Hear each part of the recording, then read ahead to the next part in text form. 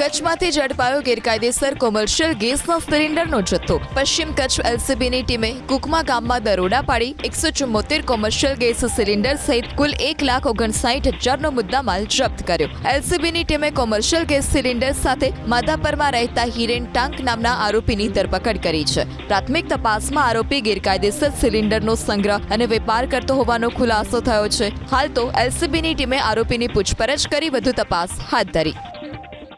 કચ્છમાંથી ઝડપાયો ગેરકાયદેસર કોમર્શિયલ ગેસનો સિલિન્ડરનો જથ્થો। પશ્ચિમ કચ્છ એલસીબીની ટીમે કુકમા ગામમાં દરોડા પાડી 174 કોમર્શિયલ ગેસ સિલિન્ડર સહિત કુલ 1,59,000નો મુદ્દામાલ જપ્ત કર્યો। એલસીબીની ટીમે કોમર્શિયલ ગેસ સિલિન્ડર સાથે માધાપરમાં રહેતા હિરેન ટાંક નામના આરોપીની ધરપકડ કરી છે। પ્રાથમિક તપાસમાં આરોપી ગેરકાયદેસર સિલિન્ડરનો સંગ્રહ અને વેપાર કરતો હોવાનો ખુલાસો થયો છે। હાલ તો એલસીબીની ટીમે આરોપીની પૂછપરછ કરી વધુ તપાસ હાથ ધરી।